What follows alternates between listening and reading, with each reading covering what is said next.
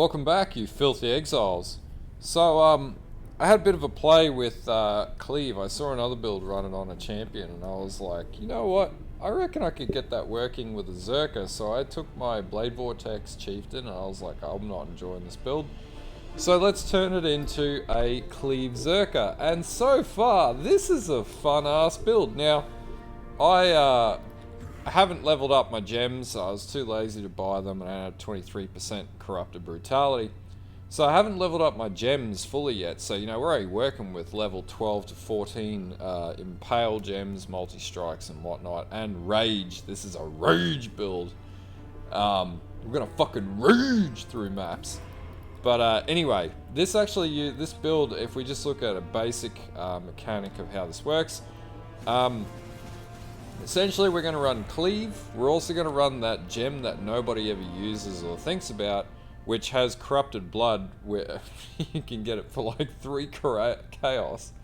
You can get overwhelming odds, and that basically means that your cleave radius increases, and you get 44 fortify on hit from running Cleave. So basically you get a 7 link just by running Cleave. Now that means it takes play. You can replace Fortify with something else because you no longer need to run Fortify. Now the other thing about this build that makes it really interesting is we're running the Savior Legion sword, which is only 50 chaos this league, and realistically there's only 2 swords that you need in this entire build. An 80 chaos Paradoxica, I think I paid about 1x for mine because it's got Impale, and a Savior. Now you could switch out the Paradoxica and, you know, do that, but yeah, that's pretty much it. Now the belt, which I thought was really cool, is actually a 3 chaos belt that nobody's really using, called the Bear's Girdle. And the reason why this is an awesome belt is, thinking about a berserker, rage is how we build our damage. And what happens if we buff our rage and we get more rage? Then we get more damage. So what this belt gives you is plus 20 to rage, and then you get 4% physical damage per 10 rage. And then while enemies are near you, while you have 25 rage, you crush enemies, which basically means that they take more physical damage. Now on top of that, not only do you get the added effects at 25 rage to crush enemies, but based on the Berserker Ascendancy, which is this one up here, once you get to 25 rage, you can't be stunned anymore and you're stun resistant. So essentially, 25 rage is a good amount of rage. And on this tree, and we'll talk about it shortly, we're actually going to use these berserking nodes because we want to generate more rage. Rage is all the rage. So anyway, what really makes this build pop?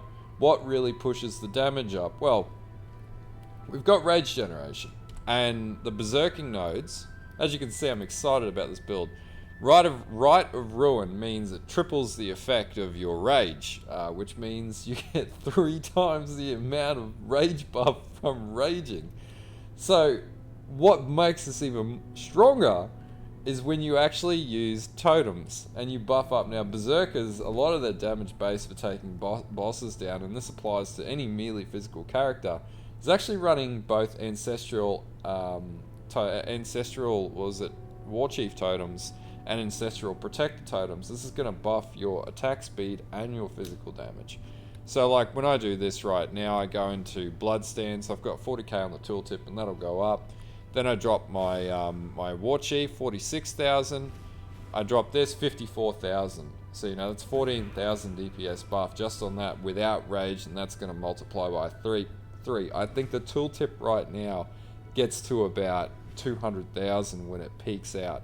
And then on top of that, you can run berserking, which is going to give you a crazy more amount of damage and movement speed as it levels up as well. So as an overall, it's quite good. Now I'm running this with Cleave. Now I guess talking about the other mechanic of this, and we'll run a map and I'll show you how this really works, is the Savior Sword also then has level 20 reflection when equipped. So essentially when that procs, then that creates a second Cleave minion, and you can have, I think, up to 2 additional Cleave minions that run around and hit everything while you're hitting everything with your Cleave. So you basically triple Cleave. So not only are you doing triple damage, you're doing triple Cleave. and it's fucking awesome. And that's pretty much the most expensive items in this build that I've put in so far. I need to figure out how to put crit in. I'm not going to go into great detail right now about the gearing or whatnot, and this is sort of a riff video. But yeah, that's pretty much how it works. Now, chest piece, I've just got a 2x 6 length Belly the Beast. I've got a Devoto's Devotion, just for the attack speed. Now, you could put an Abyssus on this, but being the Berserker and also taking the Aspect of Carnage node, having the Abyssus is basically just a death sentence. You just die to everything that does physical damage. Could mitigate that with Brass Dome, but I'm going to work on how to get around that. Now, ideally, chest piece, you're going to want an explodey chest for this one. Boots doesn't really matter, just all resist, life, and movement speed. If you can get the elusive buff, which comes on Redeemer boots, even better. Now, your gauntlets, I would recommend getting Warlord's gauntlets and crafting Cull onto them. And that's going to give you even more damage. It's going to cull enemies when they get to 10% health, and if you've got explodey chest, it's going to increase explodey chest. For your rings, I would definitely say where you can get crit, get it. You want at least one Elder ring. You're going to want something with maybe Assassin's Mark on hit. And also you're going to want on that life on hit as well, because this one requires a lot of sustain to keep it going.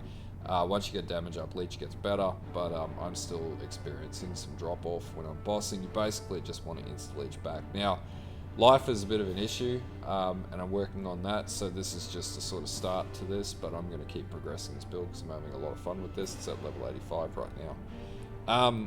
So that's pretty much it from the gearing perspective. And Amulet, sorry, is just going to have crit, it's going to have physical damage, it's going to have crit multi and strike if you can get it, and life if you can get that.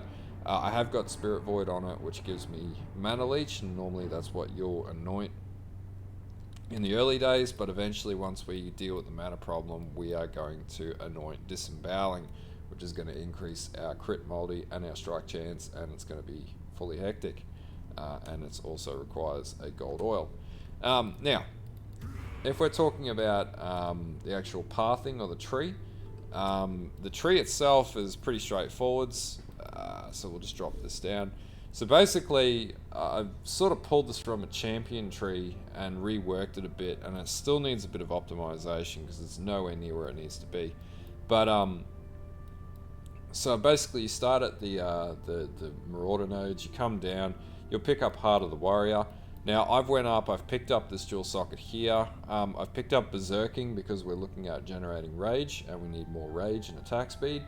Then I've picked up Constitution. Now, you could drop off these health nodes, but we're a bit health deficient and running a bit dry in that department. So whether you do this up here or in the cluster duel, we'll talk about that soon. You can do either or. So the next thing you'll do is pick up Gladiator's Perseverance. This is going to get you leeching. Leeching is important, you need leech. You'll come down to Master of the Arena. You'll pick up Bravery, Art of the Gladiator. Don't worry about moving down here straight away. You want to move all the way across here and pick up Aspect of the Panther. That's going to give you more attack speed. It's going to give you more damage while dual wielding. Then you'll pick up Herbalism, and you want to come down and get Fatal Blade, and this is going to amp up your critical strike chance and multi. Then you'll come up, you'll pick up Acuity. That's going to give you more attack speed and accuracy, and that's important in this build because you pretty much want to hit everything. Then you'll pick up Heartseeker for the crit multi and crit chance, and then another cluster node, another node here. Now, coming back to Art of the Gladiator, you'll come down, get Dervish, and then you'll get Golem's Blood and another node down here. This is where we're going to put our Crimson Jewel so that we can start proccing Fortify on hit. Now, coming back across, you're going to come down, we'll pick up Champion of the Cause. This is going to get Mana Reservation popping. This means that you can run, bloody screenshot, you can run 4 auras, and we'll talk about gem setups shortly. And then you want to pick up Swift Skewering to start Impaling. You want to get Rampant because we're going to be running Fortify, and this is going to give you more damage with Fortify, and it's going to give you more attack speed. Then you want to get Dismembering for the crit. And then come down, get Blade of Cunning. And then you'll come up and you'll pick up your call to arms and your health cluster nodes here. Now, I am tossing up whether or not I pick up solar steel. I think I will need to do that, but I'll come out with a more fleshed out tree soon with that. Anyway, so then you'll pick up the melee damage nodes here, and we'll start applying cluster jewels. Now, I've got one with Furious Assault, Ironbreaker, and Master of the Fundamentals. I would like one with Devastator, and I think I have a jewel like that with Devastator. That will give you, I think it's 10% of enemy life is basically they explode with, doing 10% of the life as damage. It'll substitute out for Explodey Chest. And the other thing I have here is a Watcher's Eye, and in particular I've got life gained for each enemy hit while affected by Vitality. And this is going to increase our sustain. It's not a perfect roll, but it gives us 24 life on hit for every enemy we hit. Now, as far as the jewel setups, I haven't optimized everything at all, but in my Legion sword, I've got Second Wind, Enduring Cry, and Dash. I do like Dash, and it's quite efficient to get around maps really fast and get you out of shit really well. In my helm, I'm running Ancestral War Chief, Ancestral Protector, and multiple totem support. This is so I can pop two different types of totems at the same time. And then I'm running Culling Strike on that too, because they in their own right do, a solid amount of damage to cull. Makes sense to do that, makes sense to run that.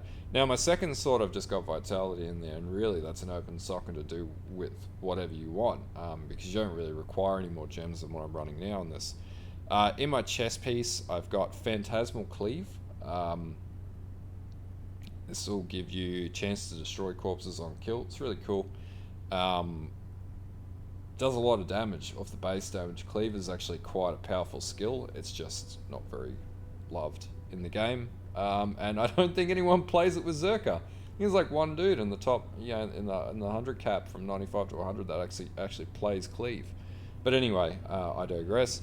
So we'll get close combat support. We're going to get brutality. We're going to get impale, because there's no point playing melee without impale. Multi-strike support, and you're also going to get rage support. It's going to give you more rage generation on hit, more physical damage per rage generated on hit, and it's basically going to buff you the shit up. In your gloves, you're going to get Blood and Sand, Berserk, Precision, and Enlighten. And in fact, I'm an idiot. I could have just switched that out and had more mana reservation for my Vitality. And then in your boots, you're going to run your Pride. You're going to run... Actually, I'm an even bigger idiot. You can get that mana reservation reduction on Pride. You're going to run your Immortal Call setup, cast some damage taken, and Blood Rage. Basically, you just want Blood Rage to proc when you're not looking and getting hit, and then you'll just be a beast running around the map. Now, flasking, you're just going to go Quicksilver, always get a Diamond Flask. Granite Flask is always good, in particular because we take 10% more damage. An Eternal Flask, now you probably want to get one with Staunching, or any flask with Staunching is good to stop bleed. And then I always run a Sulphur Flask in this case, and this removes freeze and chill on use as well, which is really useful. Now, pretty much that's all you need for this build. It's not much to it. And I'll put the POB up in the description so you can have a look and see what you think and work through it that way. But anyway, I'll do a map and I'll show you what it looks like. Okay, so I've got a level 14 leyline map. We'll just run a just elked and really basic because our gems are still pretty low. But hopefully this will be a good example of how this build works, and yeah.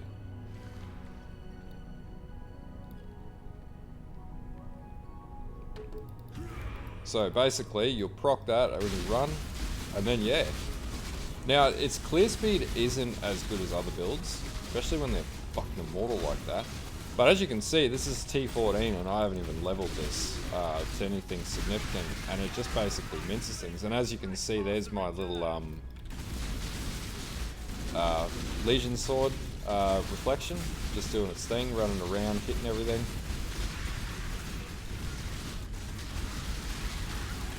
And like, it's actually got, it's got pretty good bloody damage output.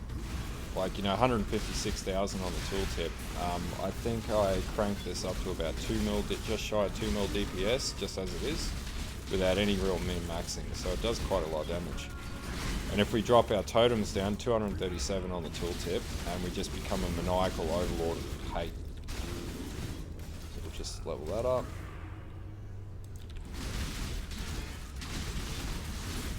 So as you can see, we're still leveling gems up.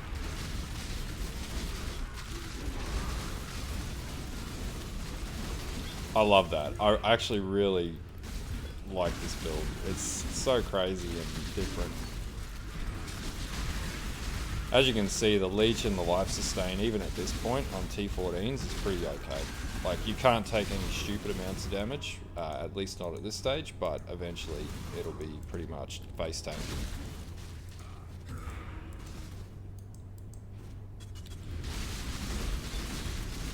We almost died there.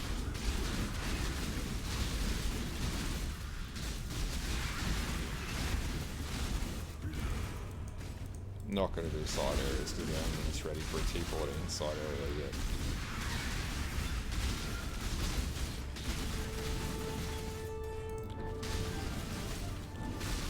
Where are you, boss?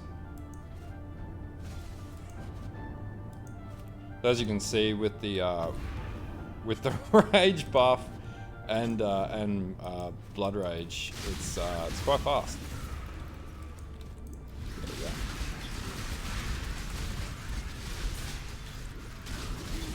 So as long as you're mobile and you've got a bit of mechanical nous, you can pretty much get through anything. So drop the portal down. So we'll drop our totems. And then just absolutely rinse bosses. Come back here. Just like that. So yeah, it's got a lot of leveling to go. But it's quite bloody fun. Anyway, if you want to see the POB, it'll be in the description. I'll try and timestamp this video a little bit, but I don't think I'm going to be too successful because I was sort of riffing on this one and it's not structured because I was like, fuck it, I want to upload this video. I'm enjoying this build. Anyway, if this build looks cool and you want to give it a shot, drop me a like, drop me a sub, check out the POB. And keep watching the channel for more updates on how I go with this. I'm going to get this Osiris A8. This is got Osiris A8 killer. This is a fantastic boss killer. Anyway, until next time, bye.